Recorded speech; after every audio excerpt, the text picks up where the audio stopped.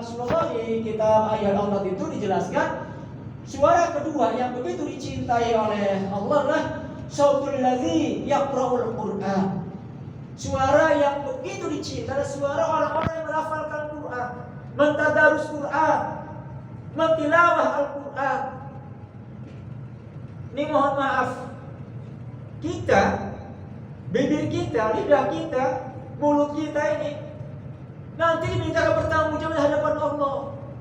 Di surat Yasin ayat 6 mengatakan al-yawma nakhtimu 'ala afwahihim wa tukallimuna aydihim wa tashhadu arjuluhum bima kanu yaksibun. Pada hari ini kata Allah nanti yaumul kiamah itu mulut kita akan dikunci. Kemudian siapa yang akan berkata? Kedua tangan kita. Jadi seluruh anggota tubuh kita nanti akan diminta bertanggung jawab di hadapan Allah Subhanahu wa taala atas apa yang telah kita lakukan selama di dunia. Bisa jadi di dunia kita bisa bersikap tidak. Bisa jadi di dunia bisa berbohong. Bisa jadi di dunia ini bisa menutupi kesalahan kita, menyembunyikan kealpaan kita. Merekayasa sedemikian rupa agar kesalahan, kekhilafan, kejahatan kita tidak disembunyikan. Tetapi nanti di akhirat pada saat kita diminta bertanggung jawab dari Allah, semua mulut akan ditutup, dikunci serapat-rapatnya, dan kedua tangan kita lah yang akan menjawab pertanyaan Allah tersebut. Kemudian apa? Kedua kaki kita yang menjadi saksi bima kanu yaksibun, atas apa yang kita lakukan di dalam dunia ini, saudara. Maka Allah Subhanahu wa taala telah berikan waktu kepada kita 24 jam sehari semalam. Seandainya 8 jam kita gunakan untuk istirahat, 8 jam kita gunakan untuk bermaisha, untuk menaklukkan dunia, untuk mengukur prestasi-prestasi agar hidup kita bermanfaat di dunia ini, mencari nafkah, kasab untuk menghidupi keluarga kita di rumah. Sementara ada sisa 8 jam lagi waktu dari Allah digunakan untuk apa? Apakah kita sibuk hanya untuk bermedsos ria, membuka Twitter, Facebook, Instagram, kemudian WA dan sebagainya. Sementara mohon maaf, tidak sedikit pun bibir kita, lidah kita, mulut kita untuk mendadarus Al-Quran, untuk melafalkan Al-Quran, untuk mentilawah Al-Quran. Al-Quran dijadikan sebagai hiasan di lemari dan rak-rak buku kita. Atau bisa jadi Al-Quran dijadikan hanya sebagai mas kawin pada saat menikah dulu. Seumur hidup Al-Quran digunakan hanya satu kali, hanya dijaga sebagai mas kawin. Kalau ini yang terjadi, na'udzubillah tsumma na'udzubillah. Bahkan kata Rasulullah, "Aqfiru min tilawatil Qur'ani fi buyutikum, fa innal baita la yuqra'u fil Qur'an yaqillu khairuhu wa yakthuru syarruhu wa yadiqu ahluhu." Perbanyak oleh kalian untuk mentilawah, membaca Al-Quran di rumah-rumah kalian. Rumah dalam konteks ini Bapak yang jamaah bukan hanya tempat tinggal kita di mana kita beristirahat dengan keluarga kita. Bisa jadi rumah ini adalah tempat di mana kita bekerja, di mana kita berniaga sebagai pedagang, di mana kita bekerja sebagai pimpinan instansi perusahaan. Dimanapun tempat, dimanapun makom, ketika kita memiliki tempat, maka bisa jadi adalah rumah kita. Kita membaca Al-Quran di sana. Kita hiasi diri kita, lidah kita, mulut kita, tubuh kita dengan tilawah Al-Quran, dengan tadarus Al-Quran, maka insya Allah akan mendapat keberkahan. Kenapa demikian? Lanjutan hadis Rasul katakan, fa innal baita la yuqra'u fil Qur'an.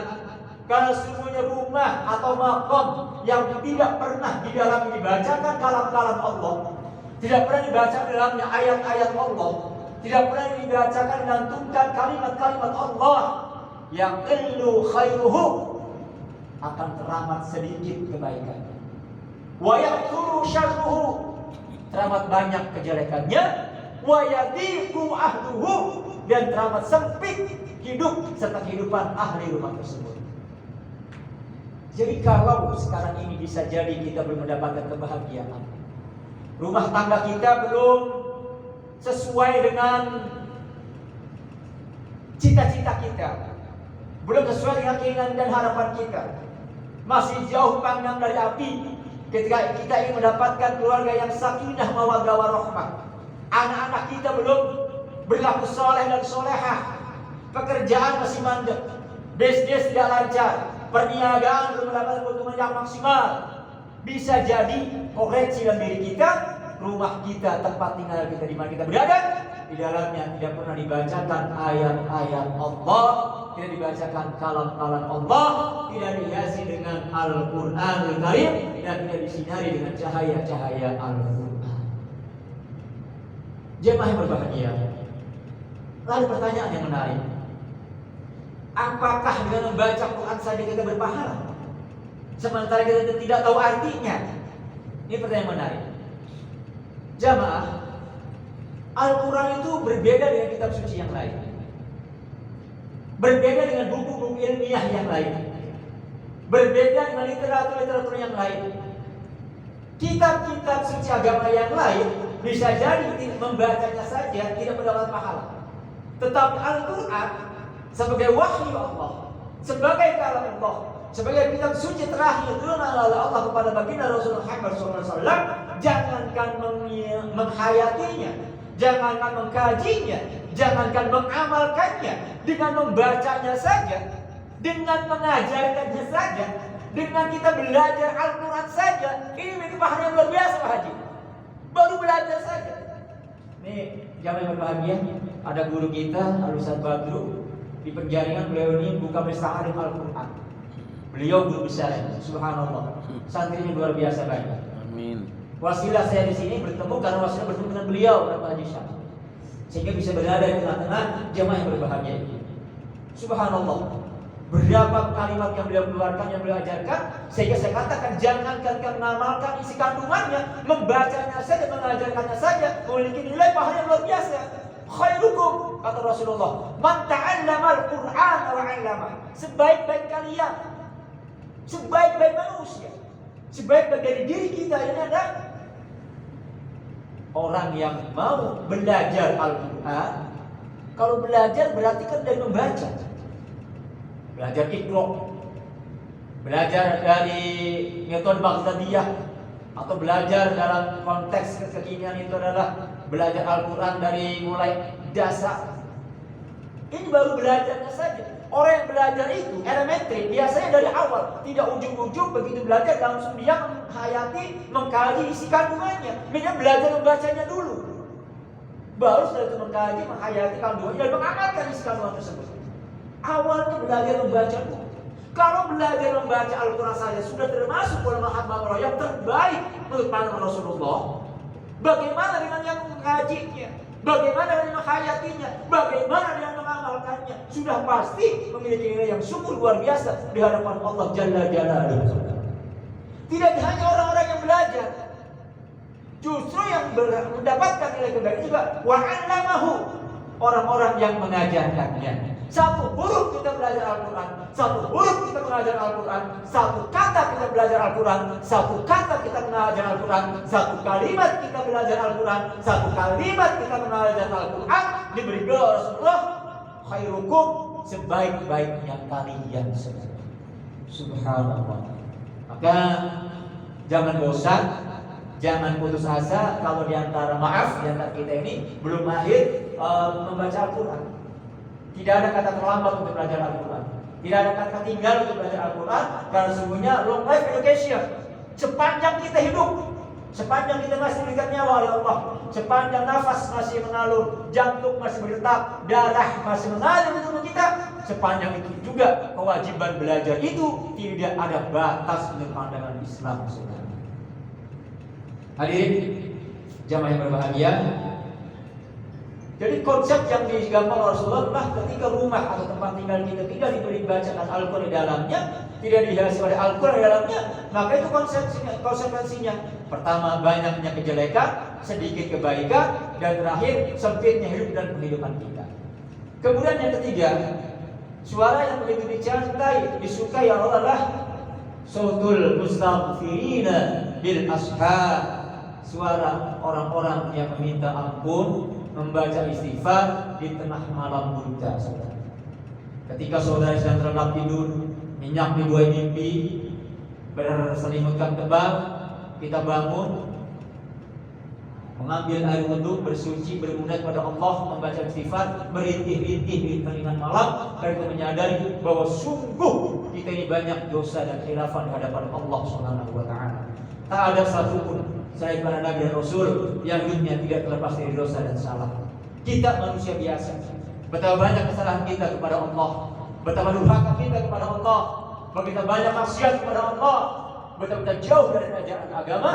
Maka seyogianya sebagai manusia yang sadar akan kesalahannya, kita meminta ampun. Dan meminta ampun dalam baca istighfar yang paling baik itu, yang paling disukai oleh Allah di tengah malam buta ketika saudara-saudara kita sedang tertidur, dan ucapan astaghfirullahaladzim alladzi la ilaha illa huwa hayyul qayyum wa atubu ilaihi min jami'il ma'asi.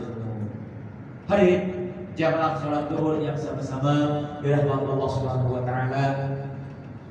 Fungsi istighfar selain untuk menghapuskan dosa dan kesalahan kita, baik dosa-dosa yang kecil maupun yang besar, adalah sebagai pembuka, wasilah, jalan dan media untuk mendekatkan diri kita kepada Allah Subhanahu wa taala. Karena di dalam istighfar itu ada pengakuan yang jujur dari kita bahwa kita hamba Allah yang lemah, hamba Allah yang banyak kekurangan dan khilafan, hamba Allah yang menghina, yang memiliki dosa kesalahan. Ketika kita menghinakan diri di hadapan Allah, insya Allah Allah akan muliakan kita. Tapi sebaliknya, ketika kita menyombongkan diri di hadapan Allah, Allah akan menghinakan diri kita di hadapan Allah dan di hadapan manusia. Karena sungguhnya saudaraku, sifat sombong ini, sifat angkuh ini, sifat takabur ini, sifat warisan iblis. Ketika iblis diperintahkan oleh Allah untuk sujud kepada Nabi Adam sebagai sujud tahiyah, sujud penghormatan, bukan sujud ubudiyah. Karena Allah menciptakan Nabi Adam sebagai khalifah fil ard, kata Allah, sujudlah kalian kepada Adam. Wa idh qulna lil malaikati isjudu li Adam. Dan ingatlah tatkala Allah perintahkan kepada seluruh malaikat untuk bersujud tahiyat kepada Nabi Adam, fasajadu, seluruh malaikat tanpa reserve, tanpa penolakan, tanpa pembangkangan, semuanya sujud. Penuh ketulusan, penuh ketaatan kepada Tuhan. Illa iblis, diistisna kecuali iblis. Kenapa iblis menolak untuk sujud kepada Nabi Adam?